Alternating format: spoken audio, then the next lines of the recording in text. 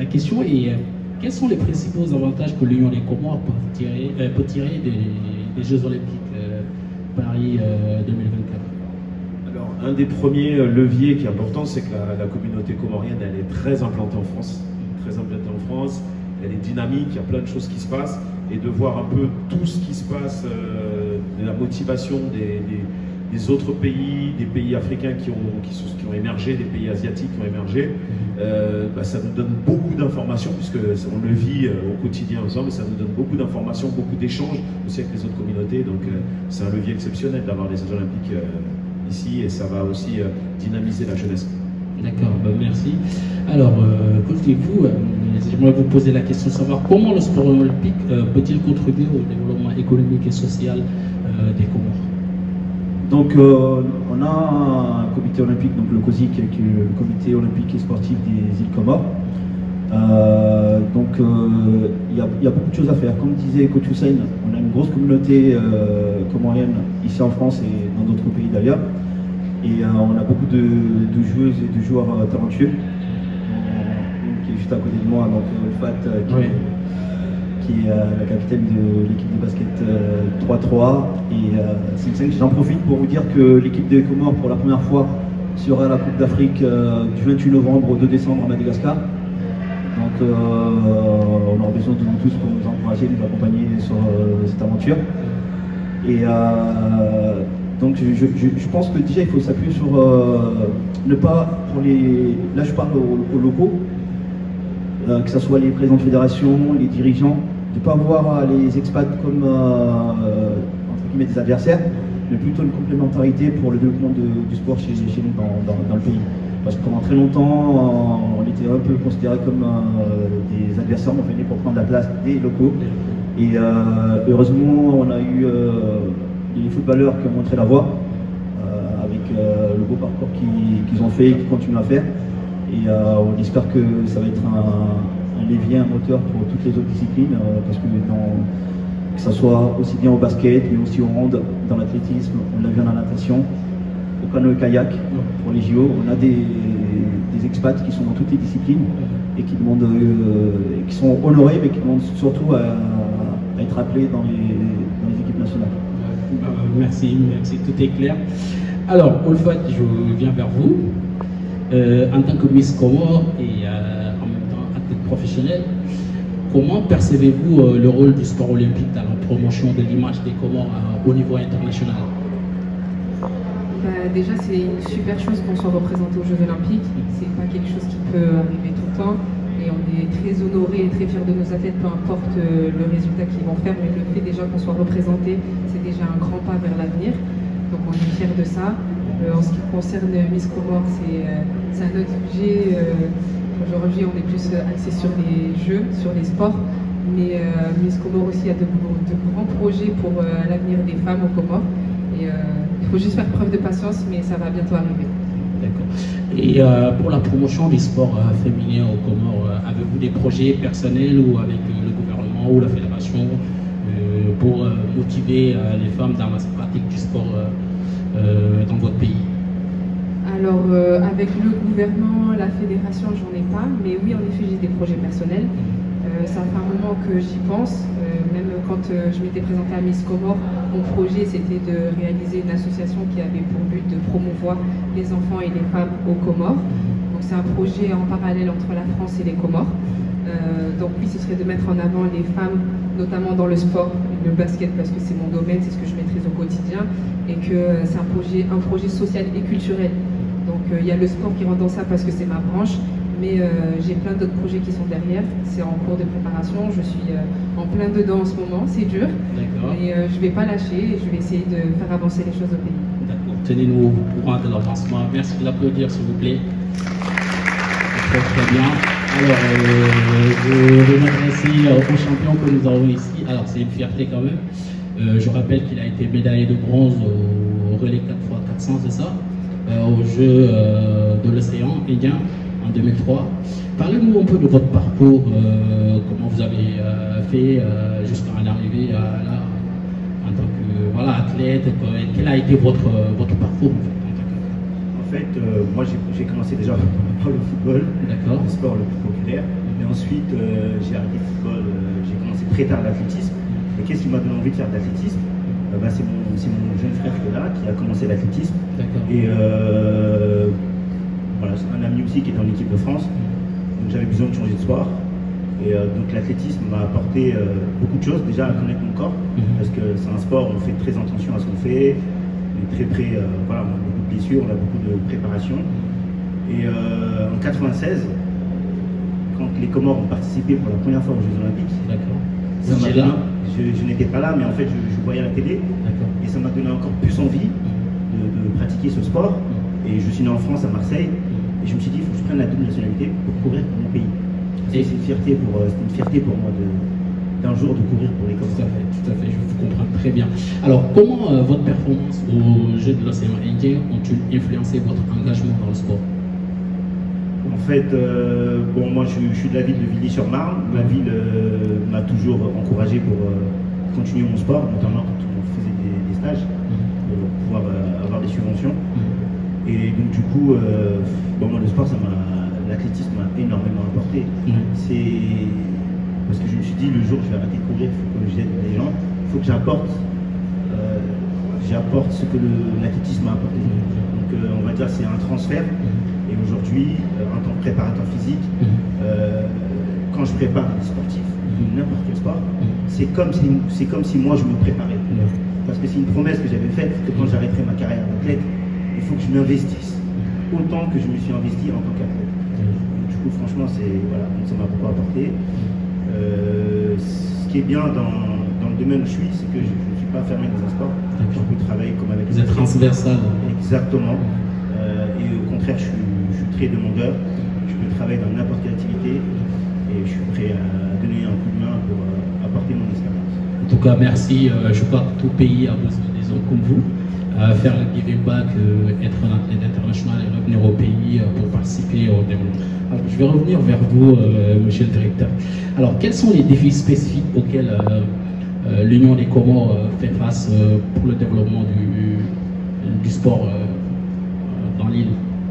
Un des défis majeurs, comme l'avait expliqué Karim, c'est de lier en fait ce qui se passe aux Comores en local et ce qui se passe avec les expatriés, parce que y a une grande fierté chez les Comoriens, parce que dès qu'il se passe quelque chose des Comores, tout le monde se rassemble, même si des fois on n'est pas d'accord sur certains sujets, et dès qu'on voit le drapeau, et aujourd'hui ce défi-là, c'est vraiment entre les personnes locales et expatriées qu'on puisse échanger les informations, parce que nous on a beaucoup de choses qu'on vit ici, sur l'organisation des compétitions internationales, parce qu'il y en a beaucoup qui s'organisent ici, mais là-bas aussi il y a beaucoup de talents, énormément de talents, et c'est de rassembler ces talents, parce qu'il y a beaucoup de talents qui entre guillemets passent entre les mailles du filet. Et aujourd'hui le défi, c'est vraiment d'essayer de trouver une organisation optimale pour que des deux côtés on puisse apporter les meilleurs outils à tous les talents comoriens. C'est vraiment très important. Et là, c'est vraiment le travail qu'on essaie de mettre en place tous ensemble, cet échange d'expérience. Merci, merci lui aussi, je pense qu'il faut l'applaudir. C'est quelqu'un qui contribue activement pour le développement de l'Union des Comores. Je reviens vers vous, Coach Karim. Vous avez été l'entraîneur avant lui. Alors, comment s'est passé, comment je vais dire, comment s'est passé le flambeau? En fait, Coach Hussein, pour la petite histoire, je connais très bien toute la famille. J'en profite parce que c'est une famille qui est très talentueuse dans plein de domaines. La danse avec le frère Solak, la musique. Donc son frère a été le premier à introduire entre guillemets le R&B française en France. Et bien d'autres, mais en tout cas toute la fratrie sont très talentueux. Et donc on s'est connus par des amis en commun au basket depuis quelques années. Et moi j'ai eu, donc la première fois que j'ai eu l'équipe nationale, c'était aux Jeux des îles de 2011 aux Seychelles. On m'avait appelé parce que quelques années auparavant j'ai gagné la Coupe de France avec mon club de Juvisy. Donc du coup le président de l'époque, El Papa, m'a appelé pour me demander avec le secrétaire général, c'est Ali Sultan, d'intégrer l'équipe. Et ma question c'était de savoir, moi j'avais pas envie de venir et d'avoir une équipe dont je ne connaissais personne. Et donc on m'a dit voilà, pendant pratiquement une année j'ai lutté, au final j'ai eu que 2 billets pour les expats. Donc au final j'ai eu les 2 expats, c'était pas les 2 que je voulais au départ, parce que les 2 que je voulais n'ont pas été libérés par leur club. Et on a été, et quand je suis arrivé, on m'a un tout petit peu fait comprendre que j'étais entraîneur et pas sélectionneur. C'est une subtilité au Comores à ce moment-là. Et donc du coup on a fait les jeux, ça s'est passé moyen.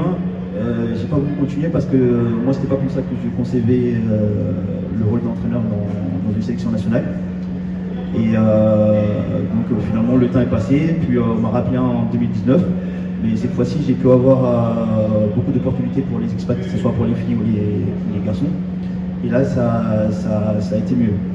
Mais par contre donc ça n'a pas été facile. Ça n'a pas été facile du tout parce que déjà la première fois quand je suis arrivé au Comores, on me prenait pour un arabe.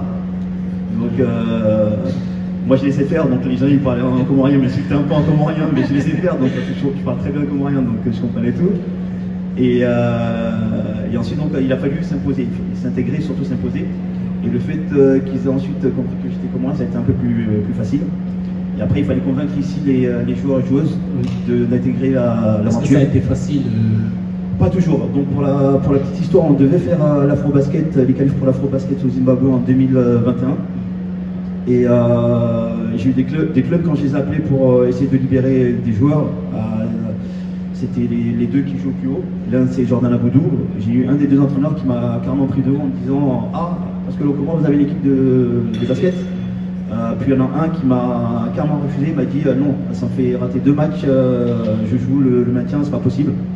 Donc en appelant la FIBA à Abidjan et en leur expliquant le cas, ils m'ont dit bah, écoutez, laissez-les faire, ils vont voir que la FIBA est au-dessus de Fédération nationale. Et au final, ils nous ont libéré les joueurs. Malheureusement, au dernier moment, je l'ai appris par les réseaux, même pas par un mail ou par un coup de fil, qu'on n'irait pas au qualif. Pas libéré. Non, pas les joueurs. D'accord. On n'allait pas partir parce qu'on n'avait pas de budget. D'accord.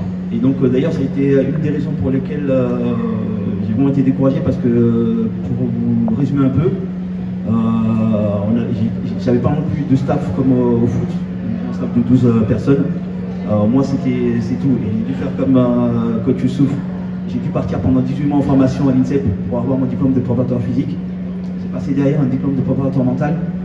Et le seul que j'ai pas, c'est celui d'analyste vidéo. Mais j'ai dû passer tous ces diplômes-là, pas par envie, mais parce que je savais que j'avais pas la possibilité d'avoir un staff avec moi et pour avoir tout ça sur une personne. Et donc quand Coach Hussein a accepté de prendre la suite, vraiment ça a été un soulagement. Parce que c'est quelqu'un de très compétent et de très talentueux, qui est très motivé, qui a la même motivation que moi au début. Ça, c'est vrai. Et je lui souhaite vraiment de réussir là où j'ai pas pu faire. Mais non, c'est pas.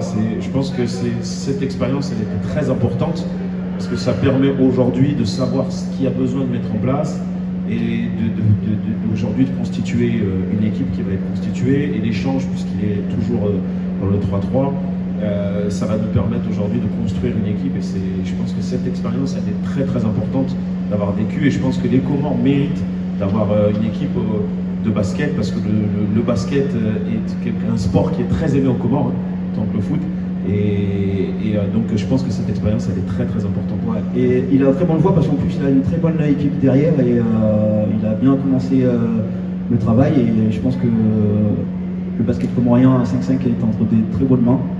Et je voulais juste en profiter du coup parce qu'on a d'autres athlètes comoriens qui font les jeux, mais pas pour les Comores. Donc Jamili à la boxe, médaille de bronze. On va avoir ouais. Et on a Arnaud Assoumani qui va peut-être me mettre le porte-drapeau de l'équipe de France Andy et qui est plusieurs fois médaillé au JO, qui est quelqu'un de très dispo et avec qui je discute beaucoup et on lui souhaite aussi une médaille d'or pour les JO. Parce que merci. Même si c'est pour l'équipe de France, il y a quand même une partie des Comores dedans et comme l'a dit du coach Youssouf et coach Hussein, les Comoriens on est très fiers et quand il y a un d'entre nous qui réussit, on est tous derrière. Ouais. Bah, merci, ça fait plaisir d'entendre de telles choses venant de vous. Alors, Oulfat, je vais revenir vers vous. Alors, quel rôle pensez-vous, vous, en tant qu'athlète sportif et Miss Comores, encore une fois, quel rôle pensez-vous jouer aujourd'hui dans la promotion de la culture et du sport chez vous, et ici en France ou dans d'autres pays africains ou à l'international? Ok, en fait, comme on disait, les Comores, on n'est pas une nation qui est forcément connue à l'international. Du coup, on essaye petit à petit et pas à pas de se faire connaître. Donc ce ne sera pas aujourd'hui, on sera reconnu à l'international, mais on essaye de faire les causes pour en arriver là. Via le basket, petit à petit, comme il a expliqué, Coach Karim, il y a eu des échecs, on a eu des noms. Des fois, on a espoir qu'on va partir sur des compétitions, à la dernière minute, on nous dit non. Donc, c'est pas toujours facile, mais on essaie de rester présent et parce qu'on pense à l'avenir. Aujourd'hui, si on est encore là, c'est parce qu'on se dit que ce sera peut-être dans 5 ans, peut-être dans 10 ans, mais que les jeunes de demain, ils auront peut-être cette opportunité de faire des jeux et qu'on aura des délégations beaucoup plus importantes qu'aujourd'hui, par exemple aux Jeux Olympiques. Là, il y avait des petites délégations présentes, mais peut-être que dans 10 ans, il y aura 20 athlètes, 30 et ainsi de suite, et ça va s'agrandir comme ça, mais du coup, il ne faut pas lâcher. Et je pense que c'est une source de motivation pour moi. Ça veut dire que à chaque fois qu'il faut représenter le pays, je suis fière et je suis présente, j'essaye au maximum en tout cas. Et c'est avec grande fierté que je le fais parce que je sais qu'on est une grosse communauté, qui a le soutien derrière. Et après, en ce qui concerne Miss Comores, ça c'est un autre sujet, c'est un peu plus délicat parce que ça suscite beaucoup de débats dans notre pays. Donc il y a des jours où on va pouvoir faire, je sais pas, des défilés, ne serait-ce qu'aux Comores qu'en France, mais on va avoir des bâtons dans les roues. Donc c'est pas du tout le même milieu, mais c'est très semblable dans le sens où on reçoit beaucoup de rejets, où on a beaucoup de freins, en fait, de barrières, et on essaye de casser ces barrières pour pouvoir promouvoir donc, le sport ou bien les femmes et de les mettre en avant pour mettre en avant au final la culture comorienne. Merci Fad. Alors je viendrai vers vous. En tant qu'ancien athlète et aujourd'hui devenu entraîneur, préparateur physique, je le précise, quels sont les soutiens nécessaires qui manquent aux Comores pour figurer parmi les pays qui se disputent les médailles dans les grandes compétitions comme aux Jeux Olympiques par exemple? Les moyens. Les moyens, c'est-à-dire? Les moyens financiers, logistiques. Qui dit moyens financiers, qui dit logistique, comme vous dites, parce que effectivement, comme il vient de le citer, le coach Karim, quand on a une compétition et qu'à la dernière minute on vous appelle et qu'on vous dit il faut aller faire les Jeux des îles par exemple ou les championnats d'Afrique et que vous avez peu de moyens, déjà il faut payer les billets, quand il n'y a pas les moyens, vous vous retrouvez avec une équipe réduite, c'est très compliqué parce que dans les autres pays d'Afrique, ceux qui ont les moyens, quand on va les affronter, ils ont les moyens, ils ont le staff qu'il faut avec. Donc c'est à votre réponse, c'est les moyens, c'est une question de moyens. Moi quand j'étais athlète, j'ai fait les Jeux des îles, je me rappelle, c'est partout où c'était compliqué, parce que j'ai failli ne pas y aller, parce qu'on m'avait dit qu'il fallait avancer le billet pour qu'on me le rembourse. J'ai dit, c'est pas possible, moi j'étais pas concentré sur ça. Moi j'étais concentré à aller affronter la compétition. C'est un ami qui s'appelle Ilmi, que je rends hommage, c'est grâce à lui que j'ai eu mon passeport, qui est aujourd'hui, qui était président de la Fédération comorienne d'athlétisme. Il est aux Jeux Olympiques là, parce qu'il fait partie de la Fédération africaine maintenant, au niveau des Comores. C'est lui qui m'a débloqué mon billet, mais effectivement c'est compliqué, c'est les moyens en fait. S'il y a les moyens, comme il a dit, le talent il est là, on a tous du talent, que ce soit les expatriés ou les locaux, on a beaucoup de Comoriens, des jeunes Comoriens qui ont des talents, il faut les moyens, qui vont avec. Dès qu'il y a les moyens, et en plus sans moyens, déjà avec ce qu'on arrive à faire, alors imaginez s'il y a les moyens. C'est ça. Presque la même question pour vous, les deux entraîneurs, je commence par vous. Qu'est-ce qui vous manque réellement, vous, aujourd'hui, pour vous qualifier à l'Afro-Basket, par exemple?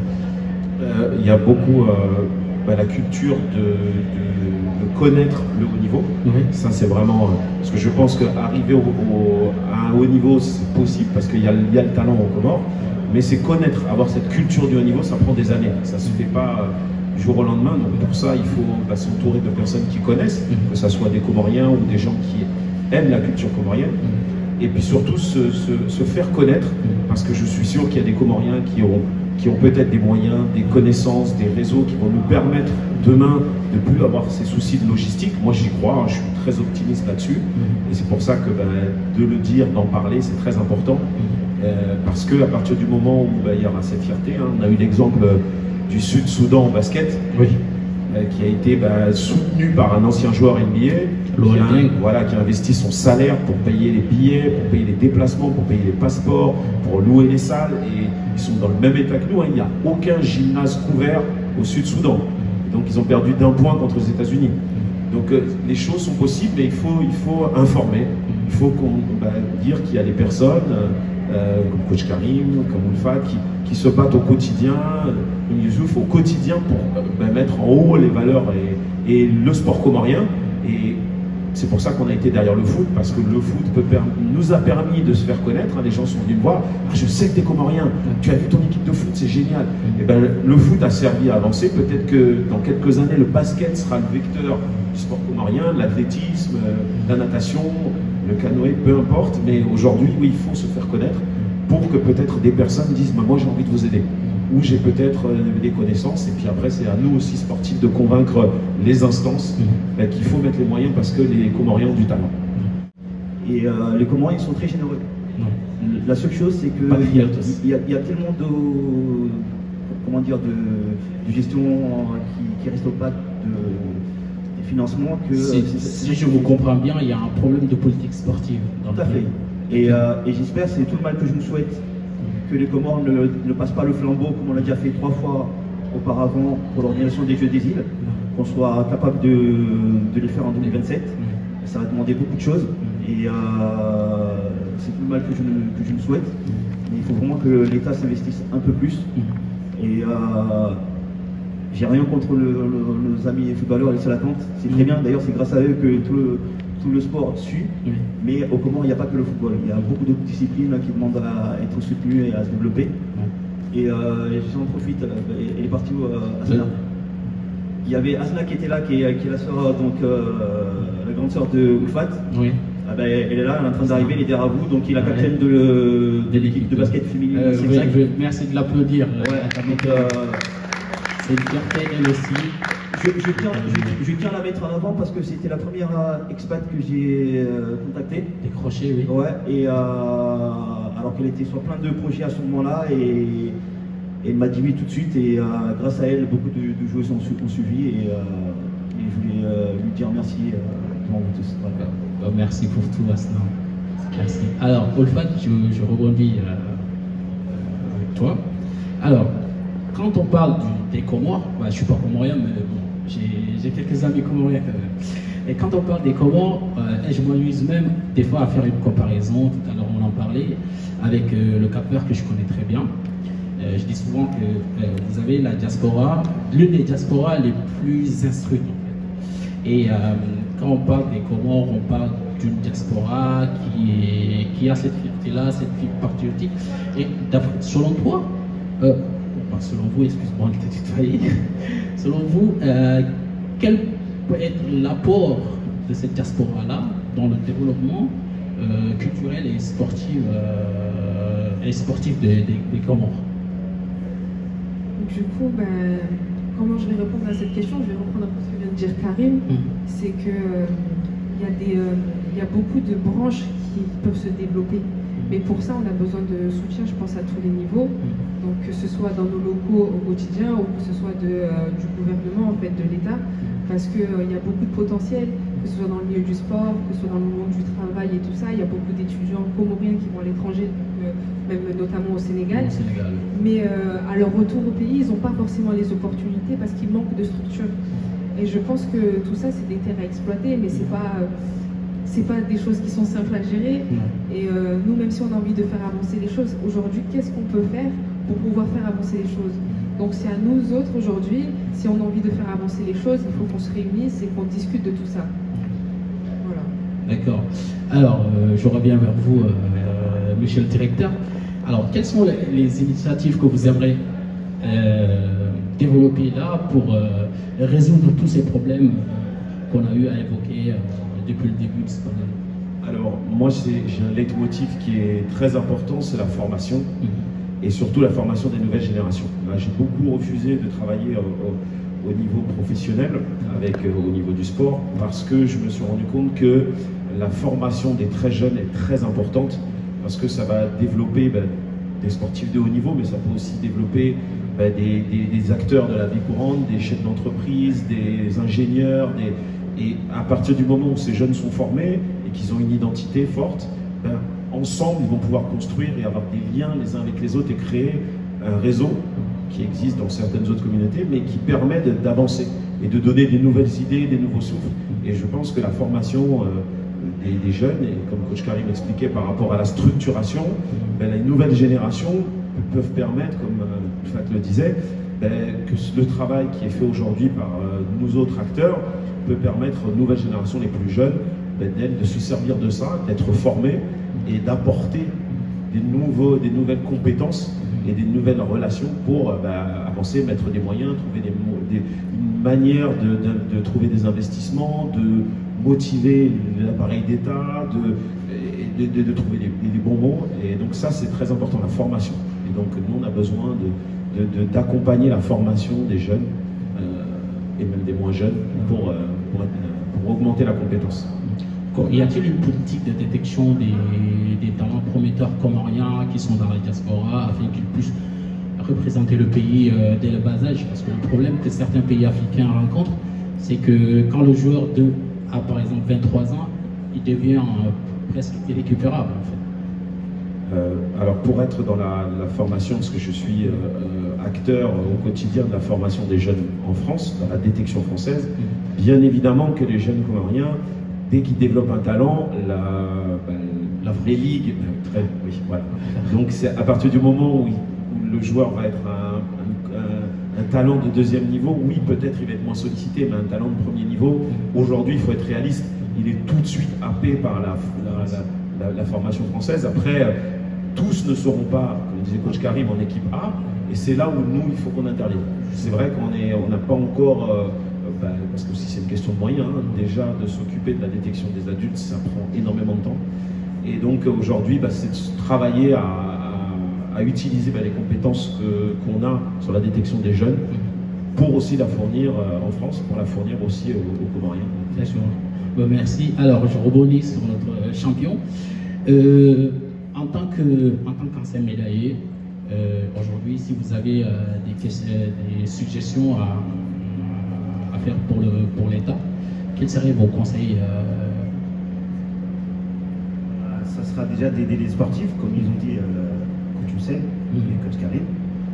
C'est d'aider les sportifs à s'en sortir, parce que faut voir que dans le sport, nous on parle de performance, dans le sport sauve beaucoup, c'est très vecteur le sport, c'est vecteur de liens sociaux, et le sport permet, moi quand j'ai fait des championnats, j'ai fait les championnats d'Afrique aussi, en 2000 à Alger. Et la première fois que j'ai fait ma sélection avec les Comores, quand je voyais des compatriotes, ça me faisait mal au cœur. Compatriotes qui vivaient aux Comores, qui étaient sélectionnés, eux c'était une chance pour eux de voyager. Et quand je voyais que à la fin, il fallait me demander si je pouvais donner une chaussure, puis même quand on allait manger, certains se disaient, tu te rends pas compte, mais nous on mange 3 repas par jour. Et au pays, on mange 1 repas par jour, et il faut qu'on s'entraîne, des fois on n'a pas l'énergie. Comment on fait? Ça faisait mal, et ça faisait prendre conscience que les politiques, il faut vraiment qu'ils aident les jeux. Parce que nous, on arrive, comme disent mes amis, on est en France ici, on a toujours les moyens de faire la formation. Mais la formation en commun pour tous les sports, c'est important. Il faut que les politiques se penchent là-dessus, parce que le sport, ça sauve beaucoup. Regardez les Jeux Olympiques, c'est magnifique, c'est grâce aux Jeux qu'on est là. Les Jeux Olympiques, ça développe beaucoup de choses, ça développe l'économie. Quand on a fait médaille de bronze, je m'en rappelle, on était à la chambre d'appel, petite anecdote. La chambre d'appel, c'est là où se retrouvent tous les finalistes. Et en finale, il y avait l'île Maurice, eux ils étaient sûrs d'arriver premier parce qu'ils étaient super forts, ils avaient des athlètes internationaux. Madagascar, théoriquement, arrivait deuxième. Et la 3e place se jouait, enfin, personne ne donnait une chance. Parce que pour eux, ils ne savaient pas qu'il y avait 2 athlètes comoriens, moi et Jafar. On était en France, Jafar était à l'INSEP, moi on était en France. Et tellement ils nous ont sous-estimés Ils pensaient qu'on était des sportifs locaux, qu'on était là-bas. À la chambre d'appel, je me rappelle, c'était les Réunionnais, ils étaient sûrs d'arriver troisième, mais sûrs et certains. Avec tout le respect que je leur dois. Et ils nous taquinaient à la chambre d'appel, ils nous regardaient, ils disaient comment. Et Jafar, je me rappelle, il nous avait dit on va faire troisième. J'ai dit c'était pas réaliste. Je t'ai dit on va faire troisième. Ils ont deux bras, deux jambes comme nous. Et moi, quand j'ai pris le témoin, j'étais tellement fier de mon pays. Je me rappelle, j'avais une blessure au quadriceps, j'avais mis un strap. Quand je me suis calé sur le Réunionnais, parce qu'on jouait la troisième place, il y avait le coureur de Seychelles et de la Réunion qui était devant moi. Ils m'ont fait une espèce de barrage. Je suis resté derrière. J'avais de l'expérience, je l'ai joué technique. Arrivé aux 200 mètres, j'ai dit, quand j'ai entendu le public crier, j'ai dit, il n'y a plus de douleur. J'étais emporté par le public.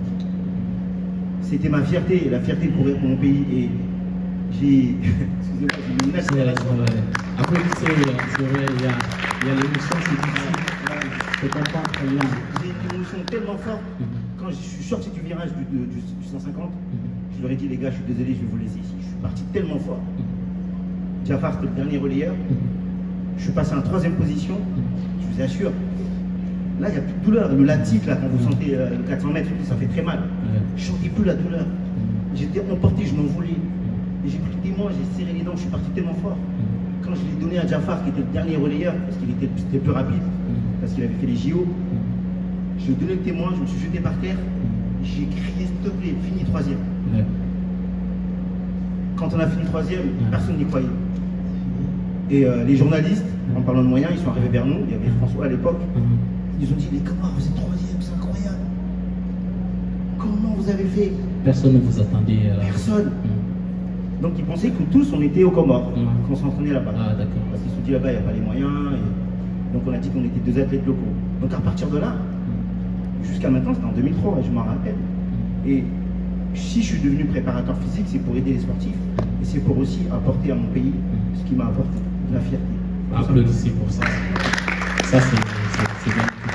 Alors, on me signale qu'on a déjà épuisé notre temps. Je vais revenir sur le pas.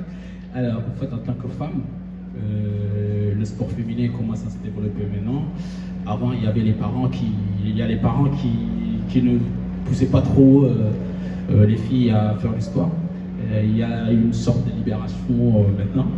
Et si vous avez un message à lancer aux jeunes Comoriennes qui vous voient comme un modèle, de réussite, quel serait votre message? Alors, moi j'ai toujours eu la chance d'avoir des parents et une famille qui me soutenaient dans ce que je voulais faire. Donc je sais que cette chance elle n'est pas donnée à tout le monde, mais que s'il y a des parents ici qui sont dans la salle ou qui me regardent, vraiment le sport ça apporte vraiment des valeurs et c'est une leçon de vie. Enfin, on apprend des choses et on s'en grandit de ces expériences et on s'en rend pas compte, on s'en rend vraiment compte plus tard quand aujourd'hui je vais m'entretenir avec des filles avec qui j'étais par exemple au collège avant de partir et tout ça, avant vraiment de commencer le basket. Et je me dis mais ça reste mes copines, ça reste mes sœurs, ça reste... mais je sens que c'est différent par rapport au vécu. Je ne serais pas capable de vous dire ce que nous apporte le sport, mais vous avez peut-être pu l'entendre par rapport au discours qu'il vient de tenir quand tu souffles, mais le sport ça nous apporte vraiment des sensations, je sais pas, j'ai pas les mots, excusez-moi, mais il faut soutenir les athlètes, les gens qui vous entourent. Là on prend le sport en exemple aujourd'hui, mais dans tout, ça veut dire que même si vous avez des doutes sur le projet que la personne veut tenir, mais si elle le dit et qu'elle vous partage ses projets, c'est que la personne vous fait assez confiance, donc soyez un soutien pour cette personne. Et il faut qu'on s'entraide parce que c'est qu'ensemble qu'on va réussir à faire de grandes choses, Inch'Allah. Merci d'applaudir pour elle, la découverte qui est parfaite. Alors, je reviens sur coach. Coach, vous êtes dans la formation, vous sillonnez un peu toute l'Afrique pour former des entraîneurs. Donc voilà, vous travaillez dans la formation. Quel est le message que vous avez à l'endroit des parents qui sont là et des grands frères, des grandes sœurs et peut-être même des autorités? Ok, ben je vais revenir un peu sur ce qu'il disait Fat parce que moi j'ai connu ça. Après mon bac, moi je voulais faire STAPS. Et mon oncle a dit mon père non, surtout pas, le sport c'est pas un métier. Et donc du coup j'ai dû aller faire une licence en économie-gestion. Qui a strictement rien à voir avec tout ce que je fais actuellement professionnellement. Donc si j'ai un message à passer, c'est un peu ce que disait Oufat, pour les parents d'écouter leurs enfants, mais surtout leurs rêves. De ne pas dire que telle chose n'est pas possible, qu'il faut oublier et passer à autre chose. Je voulais juste revenir sur une question que tu nous as posée tout à l'heure. Alors, on a actuellement une équipe qui est arrivée à Madagascar, donc nos U16, qui est composée totalement de joueurs locaux, qui disputent les qualifications pour l'Afro-Basket U18. D'accord. Donc ils sont arrivés aujourd'hui, la compétition commence le 12. Donc il y a Maurice, Seychelles, Djibouti, Madagascar et Comores. Et on leur souhaite d'aller chercher une médaille. Et juste avant de finir, j'en profite, il y a deux personnes derrière, dont un qui n'aime pas trop être mis en lumière. Donc coach Komo, Aziz, donc, qui est préparateur physique, qui est excellent dans son domaine. Donc n'hésitez pas à le contacter. Et juste à côté, il y a Faïz, qui est arbitre fédéral et qui fait partie de nos talentueux compatriotes qui officient dans le basket. Donc moi j'ai qu'un seul message à passer, quelle que soit la discipline de vos enfants, accompagnez-les, aidez-les et croyez en leurs rêves. Ne les stoppez pas. Voilà.